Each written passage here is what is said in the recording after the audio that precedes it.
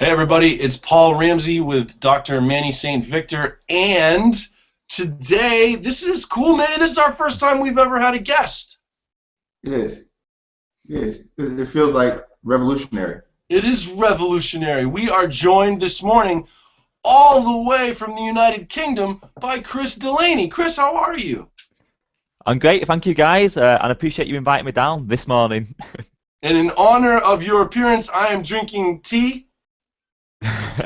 Is it Earl Grey? It is Earl Grey. You have a good memory. There you go. Yes. Milk or honey? Uh, Milk. Yeah, I always go for milk as well. Yeah, I've never even heard that. I didn't know. Sometimes they put pudding in. What? Pudding in the tea?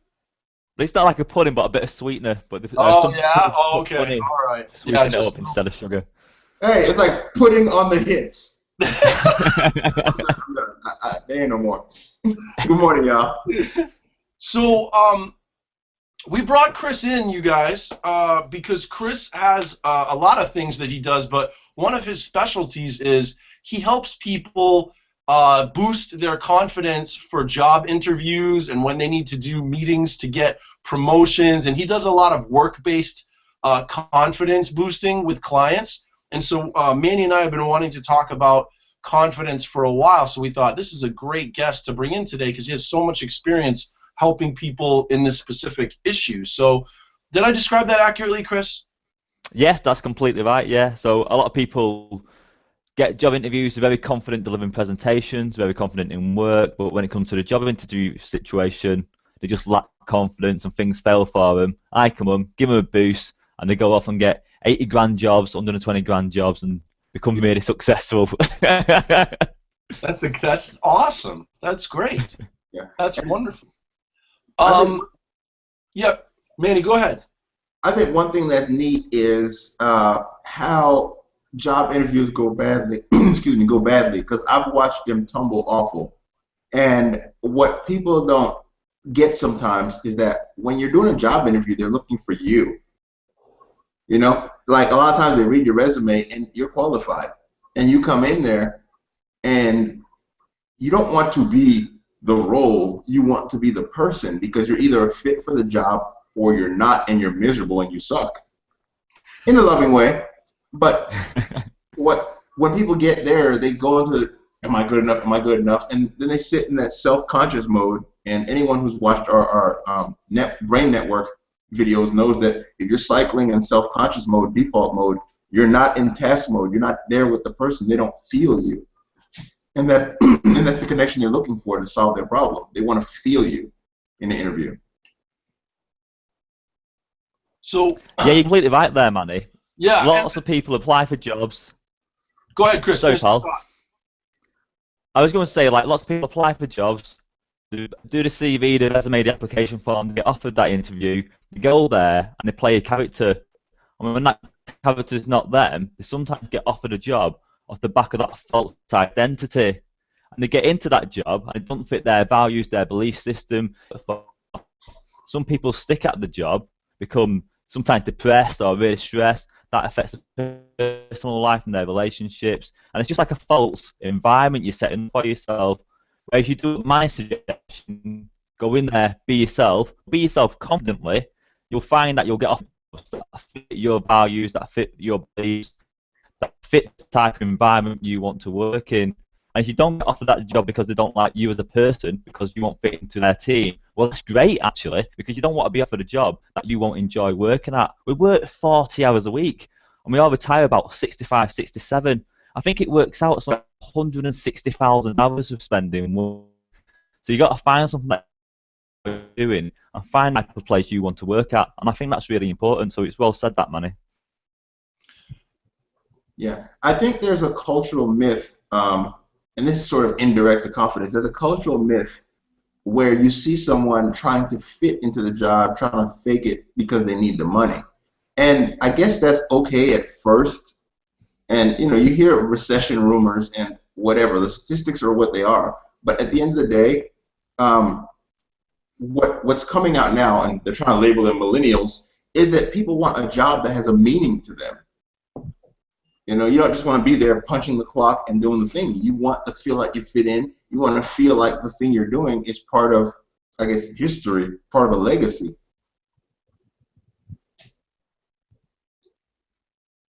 Yeah, yeah. Chris. Yeah, definitely. So you broke up a little bit at the end, but I sort of got the drift of what you were saying then.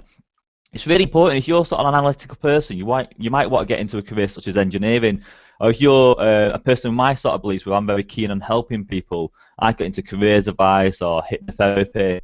You've got to find a career that just suits the sort of person you are, and then you're going to put your whole effort to that. You're going to enjoy what you do. And when you do something that you enjoy what you're doing, you tend to progress in that sector really well. Some people even get headhunted, you tend to get promoted, because your whole life is about that one thing. So when you meet people who are like scientists, as an example, their whole life is about science.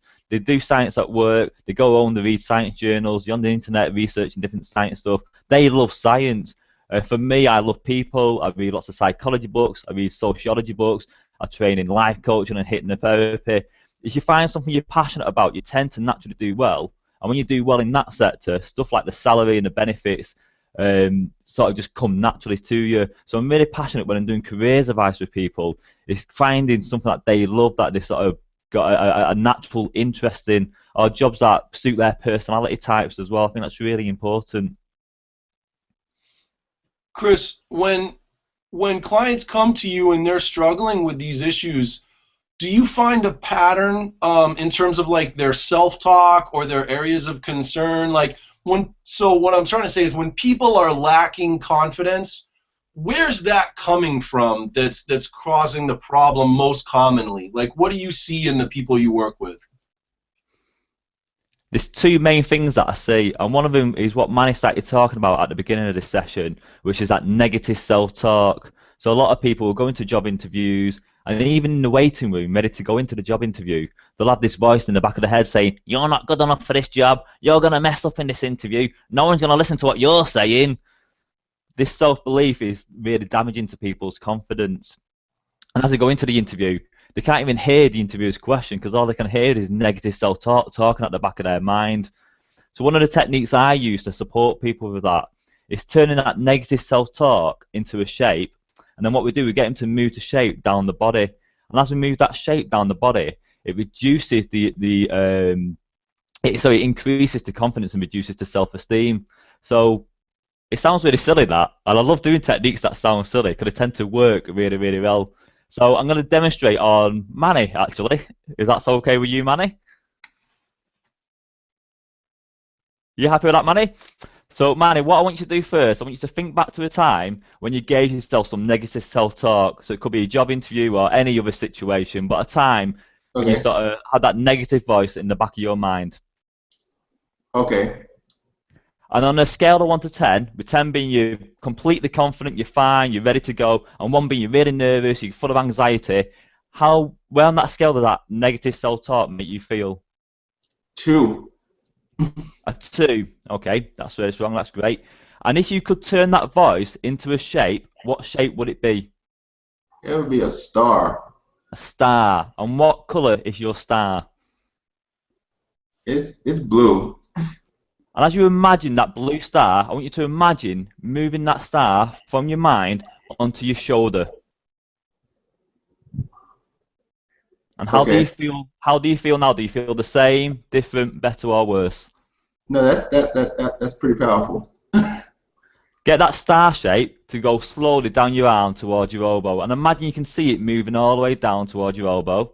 Yeah. And as it reaches your elbow, it goes all the way down to the palm of your hand. So you can imagine it resting on the top or bottom of the palm of your hand. How do you feel now on a scale of 1 to 10? I feel like about a 9. And let it drop off onto your knee, down your leg, all the way down to your foot. How do you feel now it's on your foot on a scale of 1 to 10? I feel almost disembodied. I don't have a number. I don't have a number. I mean, I think it's still 9 point something, but it's just, I feel empowered. It's kind of weird. That's good. Just let it drop off your foot onto the floor. And what urge do you get? What do you want to do to that shape now it's on the floor, that negative self-talk? What do you want to do to it? Kick the And ish out of kick it. it. kick Yeah. it so far that it will never come back again. If I do that So now, I'm that's gonna just. hit my knee on the keyboard. I'm gonna kick it. Yeah. So Yeah. with No, clients, I tend to repeat that 3 or 4 times to sort of embed it. And what I find is when I ask people to try and recall that negative self-talk, they find it really hard to recall it. But those techniques are so simple that you might get to an interview or you might have to deliver a presentation that you're not thought about. You often get put on the spot going for job interviews. You can get that negative self-talk, turn it into a shape, and quickly move it down your body, helping you to control your confidence. And I think that's what I try and teach is choice. You can leave that voice there and feel negative, or move it, turn it into a shape and move it, and then you've got the choice to control your emotions and your states. And I think that's a real powerful tool that we can all use all the time. Now, Chris, I'm going to put you on the spot a little bit, but again, it's for an important reason. I I've seen people do techniques like this before, and because I'm in your world, I know they work. I think there are going to be people who are going to watch that on this video. They're going to see that, and that's going to seem, like you said, it's going to seem so silly to them that some people are going to be like, that can't possibly work. So in the interest of just trying to help people understand a little bit more, can you sort of explain what you're really doing when you do that? Because I know that's a great technique and that's going to help people, but I want to try to encourage people more somehow to embrace, like, I'm telling you guys, that's a legit technique. It's a great technique. So, Chris, explain what you think that really does for people when you do it with them. Yeah. What happens when you get high emotional states? You tend to be really associated to it. So the other thing a lot of people do, if they don't have the negative self-talk, they tend to imagine themselves in the interview, and it's going bad, and the interviewer's laughing at them, or they've got, things are just going terribly wrong, and they don't see it as in they're watching themselves. They see it from their own eyes. And it's the same when you have the negative self-talk. It's such a loud voice in your mind that you're really associated to it. So those pictures or those voices that you hear just really build up those emotions. So your lack of self-esteem or your anxiety or your nervousness is that like a big peak. By disassociating yourself, by moving the shape away, or even by turning the voice into a shape, or with the image one, we get people to pause the film, put it in front of them, drain the colour, make it black and white, and move it further and further away.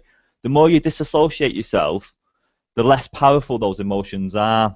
And you've got to always be feeling a certain state, and you can only feel one state at a time. So if you're not feeling a negative state, you can allow a confident state to arise instead. So it's all about disassociating yourself. That's great. That's perfect. And now we connect this back to what Manny talked about at the beginning of the session, and I didn't push him more on it at the time, so we'll sort of expand it now. Is Manny, you sort of started to hint at and talk about how people get into these negative states by letting their default mode get the best of them, right? So now connect that to what Chris just said a little bit. Okay. Your default mode is your self-referential network. Okay, you can sit there, and it's not good to be self-conscious, because quite literally, if there's something you're really expert at, your subconscious mind has mastered that script. When you're running your default mode network, it's like poking your finger into art that you're good at doing and kind of overthinking it. You mess up your flow. And I think the first thing that came to mind when Chris was discussing his technique is name it, tame it. Your brain doesn't like uncertainty. Uncertainty is subconscious. Like, you haven't quite made meaning of it. And I'm describing a lemon right there, like subliminal but superliminal, you know. The second you make it into something concrete, like the star on my shoulder, then it's a thing now. That energy has been sublimated. I think in your dreams they call it condensation, where, like, say you put patriotism into American flag or love into a heart, then you can understand it more. By making the feeling into something on my shoulder, the energy had gone into that.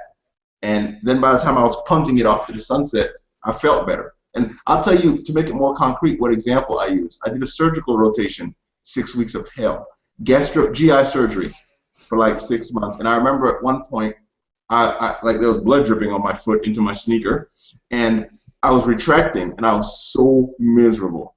And I was like, I suck at this, because I actually like humans instead of cutting people open like steak. So I was like, this is not the career for me, but I said, through 6 weeks. So I remember feeling so stupid during that time, like a nauseating level of stupid, because surgeons walk up to you and make you feel like you're in the way. And I spent 6 weeks feeling like this big, you know. So that was really pleasant to get rid of that. I think it hit one of those trees when I kicked it.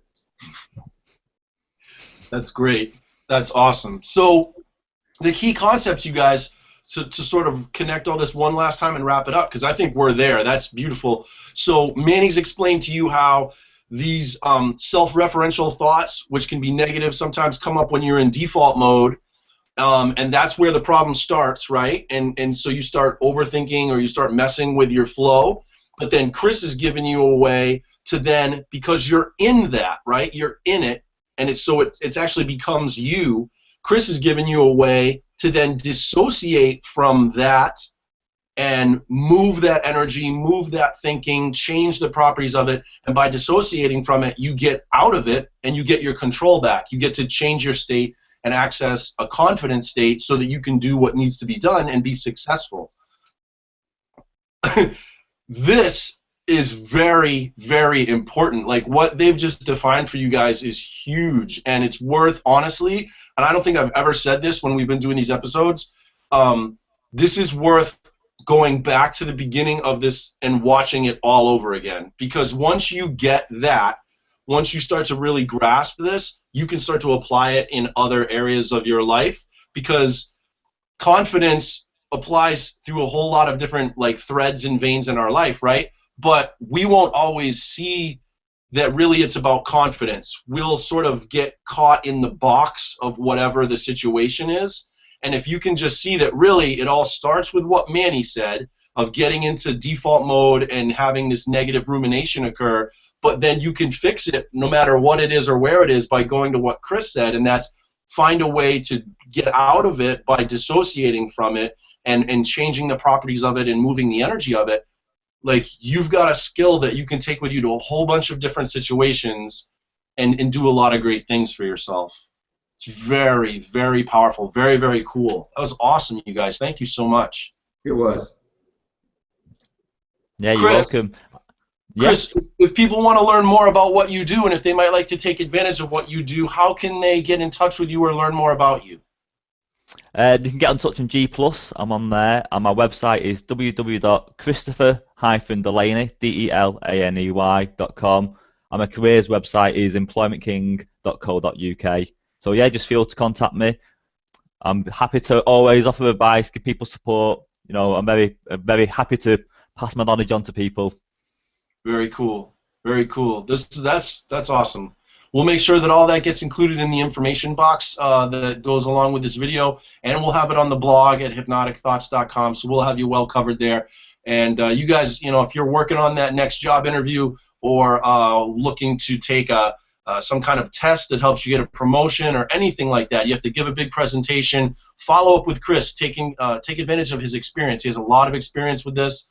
And come back and join us again at hypnoticthoughts.com. We're going to keep working on these kinds of things, how we can help you have the skills to thrive so that life can be awesome, quite frankly. Manny St. Victor, thank you so much. Thanks, Paul. Always Chris, a pleasure.